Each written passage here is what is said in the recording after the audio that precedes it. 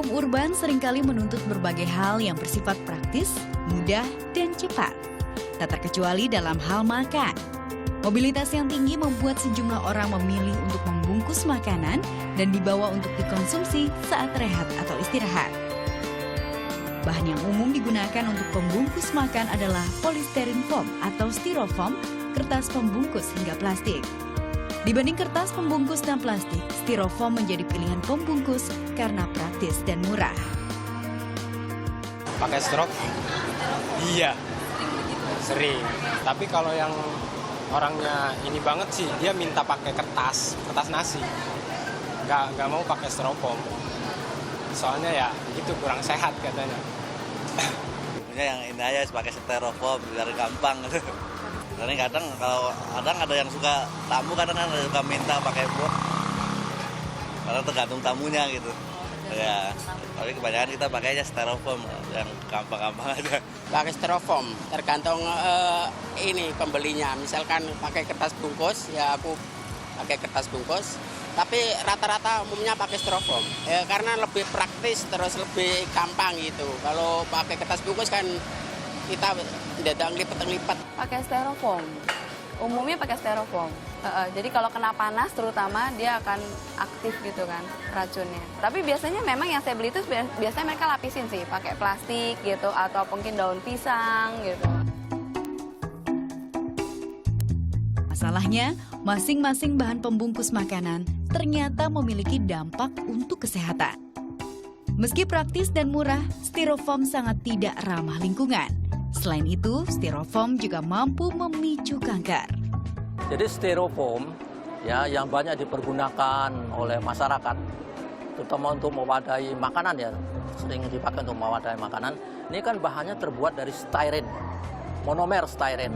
Styren monomer ini seperti juga chemical seperti benzen itu dicurigai punya potensi karsinogenik.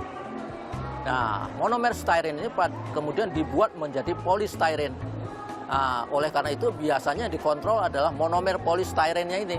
Monomer yang ada di dalam polystyrene itu tidak boleh lebih dari 1 ppm. Dan itu yang harus betul-betul dikendalikan.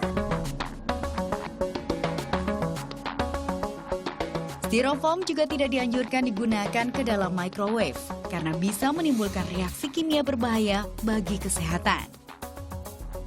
Sementara kertas pembungkus atau kertas nasi dinilai lebih ramah lingkungan dan aman bagi kesehatan. Hanya saja, penggunaan kertas pembungkus juga harus memperhatikan sejumlah hal agar tidak membahayakan kesehatan. Kalau kertas makanan saya kira lebih aman karena kertas ya itu selulosa, bahan selulosa. Jadi kertas bahan selulosa itu cukup aman untuk kertas. Yang tidak aman adalah lapisannya.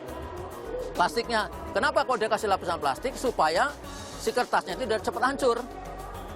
Tetapi itu punya dampak bahwa kita terbatas nanti memakainya.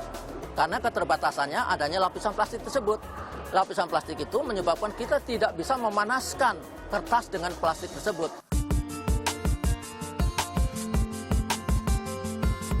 Sedangkan penggunaan plastik sebagai pembungkus langsung makanan tidak disarankan. Kecuali plastik yang memang diproduksi khusus untuk bersentuhan langsung dengan makanan atau food contact. Jadi selama dianya tidak langsung dari bahan recycle itu oke. Karena bahan recycle itu bahan recycle plastik tidak boleh langsung kena dengan makanan. Kemudian bahan-bahan yang memang sudah dijamin, yaitu dijamin dengan menggunakan kata-kata food contact. Artinya bahan-bahan plastik maupun semua bahan kimia yang dipergunakan dalam proses pembuatan plastik ini harus betul-betul mempunyai sertifikat food contact. Dan ini diperbolehkan untuk kontak dengan makanan. Hanya saja plastik yang bersifat food contact harganya relatif mahal, sehingga jarang digunakan oleh para penjual makanan, terutama pedagang kaki lima. Salah satu solusi untuk menghindarkan bahaya kesehatan yang ditimbulkan bahan pembungkus makanan adalah dengan membawa kotak makan sendiri alias membawa bekal dari rumah. Kotak makan pribadi tentunya dipilih yang memenuhi syarat food contact sehingga tidak berbahaya bagi kesehatan. Selain itu, kita juga bisa mengurangi sampah pembungkus makanan yang menjadi agen pencemar lingkungan. Mengatur pola hidup yang baik adalah dengan manajemen waktu yang efektif dan efisien, berpikir positif dan memenuhi asupan gizi yang kita perlukan.